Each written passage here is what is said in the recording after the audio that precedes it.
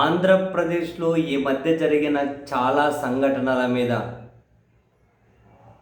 Cinema నటుడు సాయి ధరమ్ తేజ్ ఎవరైతే ఉంటారో చిరంజీవి గారి మేనల్లుడు, ఆంధ్రప్రదేశ్ ఉప ముఖ్యమంత్రికి మేనల్లుడు సాయి ధరమ్ తేజ్ తన స్పందన కోరుతూ చాలామంది తనకు ట్యాగ్ చేసుకుంటూ ఇప్పుడు స్పందించండి, దీని మీద స్పందించండి అని చెప్పి చాలాసార్లు తన పేరు ప్రస్తావన తీసుకొని వస్తూ ఉన్నారు. దానికి కారణం లేకపోలేదు. కూటమి ప్రభుత్వం అధికారంలోకి వచ్చిన తర్వాత సాయి ధరమ్ తేజ్ పెట్టిన ట్వీట్లు ఏవైతే ఉంటాయో అప్పుడు ఆ ట్వీట్లే ఇప్పుడు ఆయనను చాలా అంశాల్లో ట్యాగ్ చేయడానికి కారణమవుతూ ఉన్నాయి. ఏపీ ఇన్ సేఫ్ హ్యాండ్స్ అని ఇట్లాంటి ట్వీట్లు చాలానే పెట్టారు. సో ఆంధ్రప్రదేశ్లో జరిగినటువంటి చిన్నపిల్లలు, మహిళల మీద అత్యాచారాల దగ్గర నుంచి మొదలు పెడితే, హత్యల దగ్గర నుంచి మొదలు పెడితే చాలా సందర్భాల్లో ఆయన స్పందన కోరుతూ చాలామంది ట్వీట్లు చేస్తూ ఉంటారు.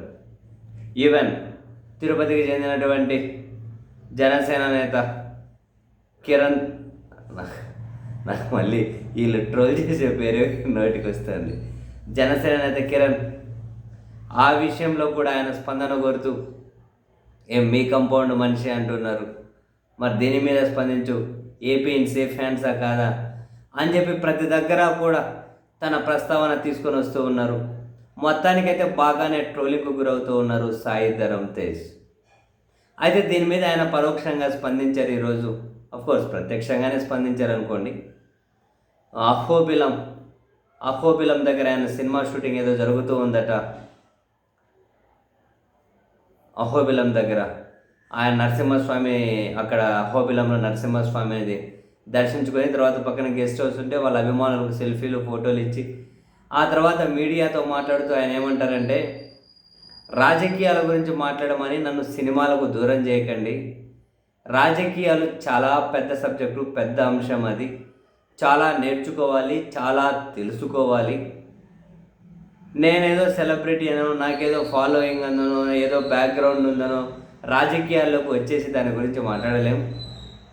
నన్ను ఎంటర్టైన్మెంట్ చేయనివ్వండి, నేను ఎంటర్టైన్మెంట్కి పరిమితం, నన్ను దాన్ని ఎంటర్టైన్ చేయనివ్వండి, నన్ను సినిమాల నుంచి దూరం చేయకండి అని చెప్పి సాయి ధరమ్ తేజ్ ఒక రకంగా వరుసగా తనను ట్యాగ్ చేస్తూ కామెంట్లు, పోస్టులు పెడుతున్న వాళ్ళకే ఏమంటారు, వాళ్ళను ఉద్దేశించి కమెంట్ చేసినట్లుగా అయితే అర్థమవుతూ ఉంది. మరి సరే, ఇప్పుడు బేసిక్గా ఏపీ ఇన్ సేఫ్ హ్యాండ్స్ అని ఆయన పెట్టారు కాబట్టి ప్రతిసారి కూడా ఆయన్నే ట్యాగ్ చేసి అడుగుతూ ఉన్నారు, ఏమో మరి ఏపీ ఇన్ సేఫ్ హ్యాండ్స్ అన్నో, మరి ఇప్పుడు స్పందించు అని.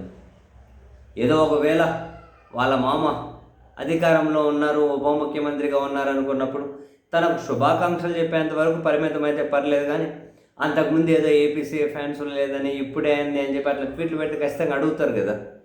సో బహుశా అందుకే ఆయన కానీ వరుస పెట్టి అడుగుతున్నారు. ఆయన కూడా స్పందించే ప్రయత్నం చేశారు సాయి ధరమ్ తేజ్.